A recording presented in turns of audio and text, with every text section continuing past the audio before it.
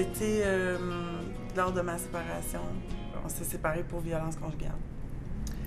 Fait que j'avais besoin d'aide, c'est sûr. Mon ancien chum et mon ex, c'était comme le pilier de ma vie, si on veut. Fait que c'est sûr que quand je me suis séparée, pour moi, tout a tombé, là, puis là, la seule chose qui allait bien, c'est mon travail. Puis là, je voulais pas perdre ça. Là, je tombe toute seule avec la maison, avec les 2 enfants. J'avais 3 petits chiens, moi, à m'occuper aussi. Je reste dans l'Ouest, fait que je voyage à peu près 2h30 par jour dans le trafic. Je sais pas c'est quoi, moi, des parents séparés. Il y a eu un sujet de suicide dans ça. Il y a eu violence conjugale, violence psychologique. T'arrives au bureau, là, t'es pas là. T'sais, c'est beau que, oui, t'es un employé, mais t'as vraiment pas la tête à faire ton travail. Mais Daniel était là tout le temps. Puis quand ça allait pas, je l'appelais. Des fois, je disais, ben, telle situation qui m'arrive, là, je sais pas comment faire. Puis il allait chercher des ressources, là. Je faisais appel à lui, puis écoute, on se donnait tout de suite un rendez-vous dans un local tout seul, puis j'effondrais en larmes, là. Ça n'a pas rapport au bureau, là, tu sais. Mais j'étais plus capable de parler tellement je pleurais, tu sais. Fait que l'aide avec mon psychologue, l'aide avec mon syndicat, c'est un peu ça les ressources que j'étais allée, le CLSC aussi. Fait que c'est comme ça que j'étais capable de passer au travers. La meilleure source pour la personne, c'est elle-même. Elle les a toutes. Puis Nancy, je pense qu'elle l'a prouvé, hein, Nancy, elle les a, les sources. C'est juste de... Faut aller les chercher. C'est ça. Puis c'est juste de prendre le temps. Parce qu'à un moment donné, tu es dans une roue, hein, tu t'embarques, là, je chantais, là, Nancy, ben, juste à l'entendre parler, là, tu sais, son histoire, là, à un moment donné, je la sentais dans une roue, puis tu n'étais plus capable de penser. Ouais. Okay? Là, c'était trop... Fait, j'essayais de faire prendre un break, essaie de voir les événements avec un autre paire de lunettes que celle que tu as présentement. Ouais. Et de voir l'événement autrement que de la façon que tu le vois. Et puis je l'applique à moi aussi.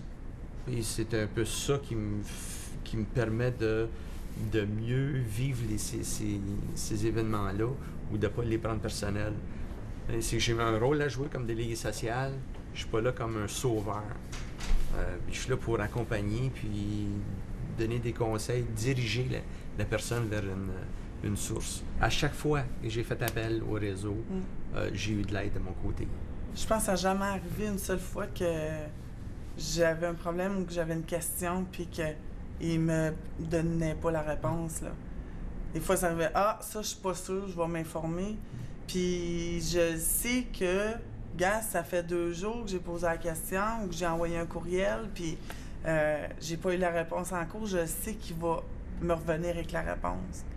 Fait que c'est important aussi d'avoir confiance, je pense. Le délégué social égale aide, égale ressources, égale... c'est comme ta porte d'entrée sur d'autres portes qui peuvent t'aider, tu sais. Bon, moi, je le vois comme ça.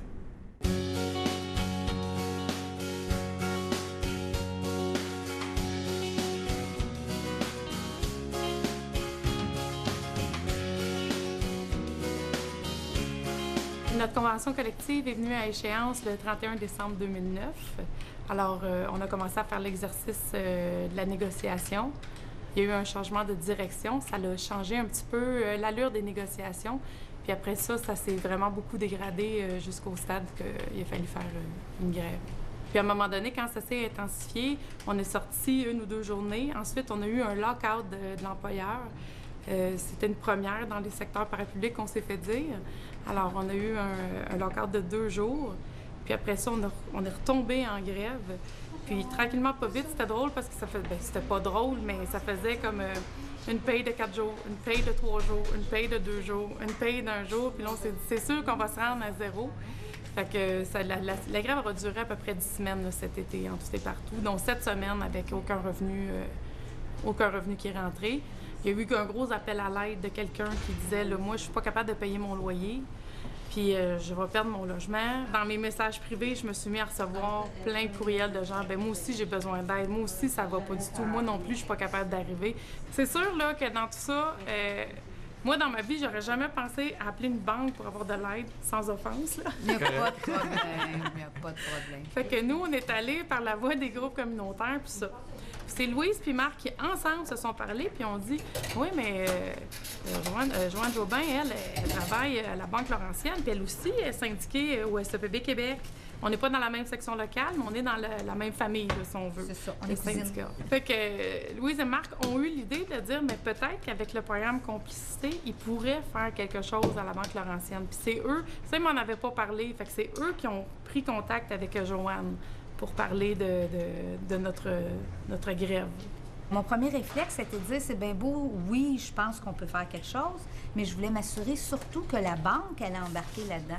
C'est là que j'ai fait intervenir mon patron et Bani, parce que, oui, si les gens ne sont pas clients, on peut leur offrir une carte de crédit, on peut leur offrir un compte sans frais, parce que là, j'avais négocié des choses, mais je veux savoir, est-ce que la banque est ouverte à ça? Est-ce qu'elle va dire, « Oh non, non, ils sont en accord, on ne veut pas de ça. » Tu sais, je voulais m'assurer que ça serait entendu. Donc, lorsque Joanne m'a abordé, elle m'a dit « Écoute, Bani, il y a un besoin qui est immédiat, urgent, et on doit se présenter. Qu'est-ce qu'on peut faire? » Elle m'a proposé de leur offrir un compte bancaire, comme elle a mentionné, gratuit, avec les forfaits illimités. Donc, on parle de quand même beaucoup d'économies à ce niveau-là. Et également de mentionner aux gens la protection coup dur qui est offerte avec la carte Visa Complicité. Donc, comme elle mentionnait, c'est 3 mois de gratuité, 3 mois de report de paiement, en fait. Et ce qui était important, c'était surtout de s'asseoir avec les gens. Donc, de discuter de leur situation financière, de leur faire des recommandations. Donc, le besoin, on l'a appris un peu sur le terrain en parlant avec les gens. Donc, « Ah, j'ai une hypothèque, mais sachez que vous pouvez reporter votre paiement. Ah, je vais manquer des sous, mais à ce moment-là, on peut vous offrir une protection de découvert de 1 500. » Je vous dirais qu'à ce moment-là, il y a eu des gens également qu'il y avait des besoins autres. Il y avait un besoin de conseils. Et c'est là où la banque, on a intervenu en allant directement là-bas. Et avec nos conseils, on avait des produits qui étaient tout à fait gratuits. On est la seule banque qui est syndiquée. Fait que je trouve que c'est important qu'on agisse solidairement avec nos clients. Cette entraide-là, puis ce support-là, puis de ne pas être seul, c'est probablement ça qui nous a permis de toffer, comme ils disent, 1 minute de plus. Puis qu'on est arrivé finalement à gagner des points qu'on voulait dans notre convention collective puis à ne pas perdre notre chemise.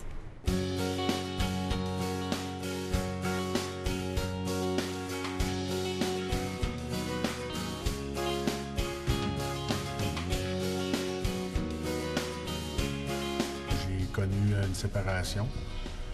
J'avais déjà consommé avant cette relation-là, puis ça m'a amené... La séparation m'a amené à faire une rechute après 10 ans d'abstinence. Ça n'a vraiment pas été facile. Petit à petit, ça m'a amené effectivement à avoir besoin du réseau parce que ça fonctionnait comme plus vraiment dans ma vie. Quand tu es en consommation, tu n'es pas nécessairement fier de ça, mais c'est là, puis il faut que tu fasses avec. Donc, moi, c'était le paraître qui était bien important pour moi. Je voulais pas que personne ne le sache, puis dans ma tête, personne ne le savait. Ce qui est probablement pas le cas. Moi, je te dirais que j'ai eu la chance d'avoir un délégué en place qui m'a été très patient. Il m'a attendu. Il m'a jasé beaucoup.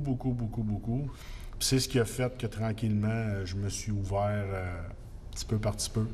Puis à un moment donné, bien, il est arrivé un moment donné qu'un matin, je pense qu'on dit toucher le fond.